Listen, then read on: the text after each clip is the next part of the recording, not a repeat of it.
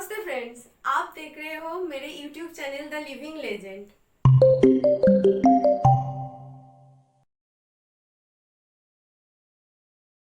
कादम्बिनी गांगुली भारत की पहली स्नातक और फिजिशियन महिला थी। यही नहीं, उनको भारतीय राष्ट्रीय कांग्रेस के अधिवेशन में सबसे पहले भाषण देने वाली महिला का गौरव भी प्राप्त है। कादम्बिनी गांगुली पहली दक्षिण एशिया महिला थी जिन्होंने यूरोपियन मेडिसिन में प्रशिक्षण लिया था। इन्होंने कोयला खदानों में काम करने वाली महिलाओं की लाचार स्थिति पर भी काफी कार्य किया। बंकिम चंद्र चट्टोपाध्याय की रचनाओं से कादम्बिनी बहुत प्रभावित थी। उनमें देशभक्ति की भावना बंकिम चंद्र की रचनाओं से ही जागृत हुई थी। उनका विवाह द्वारकनाथ गांगुली के साथ हुआ था, जो ब्राह्मो समाज के प्रमुख नेता एवं समाज सुधारक थे।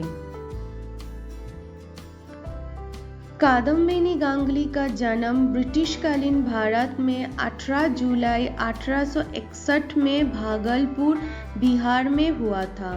उनका परिवार बरिशाल बांग्लादेश से था। इनके पिता का नाम ब्रिज किशोर बासु था।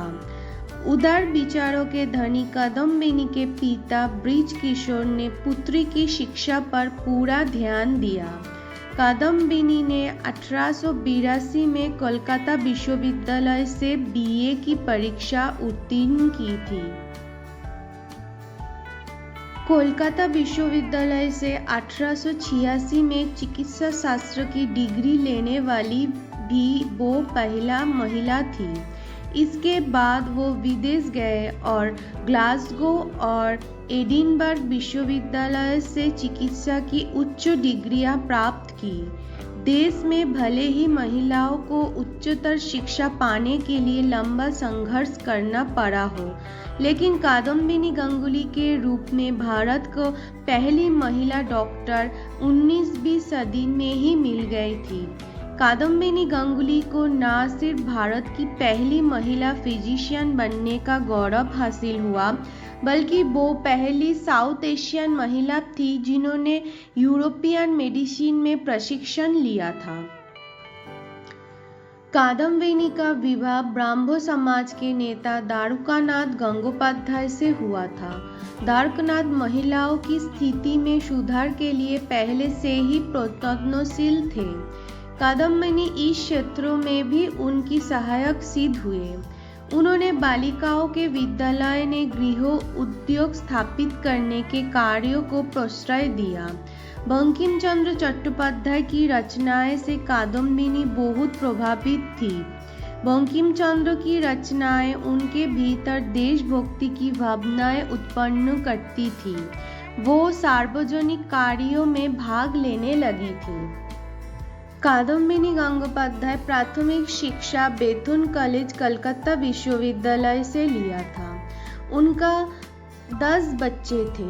उनके नाम विधुमुखी देवी सौतेली बेटी थी, सतीश चंद्र गंगोपाध्याय सौतेला पुत्र था और निरुपमा हलदार, निर्मल चंद्र गांगुली, प्रफुल्ल चंद्र गांगुली, ज्योतिर्मयी गांगुली, प्रभात चंद्र गांगुली, अमोल चंद्र गांगुली, हिमानी गांगुली जो 3 महीने की उम्र में निधन हो गया था, और जयंती बर्मन उनका बच्चों का नाम था।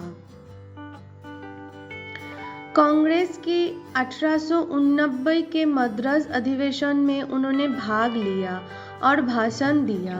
संस्था के उस समय तक के इतिहास में भाषण देने वाली कादम्बिनी पहली महिला थी। 1906 की कलकत्ता कांग्रेस के अवसर पर आयोजित महिला सम्मेलन की अध्यक्षता भी कादम्बिनी जी ने ही की थी। महात्मा गांधी उन दिनों अफ्रीका में रंग भेद के विरुद्ध सत्याग्रह आंदोलन चला रहे थे। कादम्बिनी ने उस आंदोलन की सहायता के लिए कलकत्ता में चंदा जमा किया। 1914 में जब गांधी जी कलकत्ता आए तो उनके सम्मान में आयोजित सभा की अध्यक्षता भी कादम्बिनी ने ही की थी। अपने समय के रूढ़िवादी समाज द्वारा उनकी भारी आलोचना की गई थी। एडिनबर्ग से भारत लौटने और महिलाओं के अधिकारों के लिए अभियान चलाने के बाद उन्हें परोक्ष रूप से बंगाली पत्रिका बंगोबाशी में वेश्या कहा गया। उनके पति द्वारकानाथ गांगुली ने मामले को अदालत में ले लिया और जीत गए। 6 महीने की जेल की सजा संपादक महेश पाल को मिली। आनंदीबाई जोशी के तुलना में बहुत अधिक समय तक चिकित्सा का अभ्यास करने के बावजूद, जिन्होंने तपेदिक से मरने से पहले केवल लगभग 3 महीने तक अभ्यास किया था, गांगुली भारत के बाहर व्यापक रूप से ज्ञात नहीं है। 30 अक्टूबर 1923 ने कादम्बिनी गांगुली का देहांत कलकत्ता, वर्तमान कोलकाता में हुआ।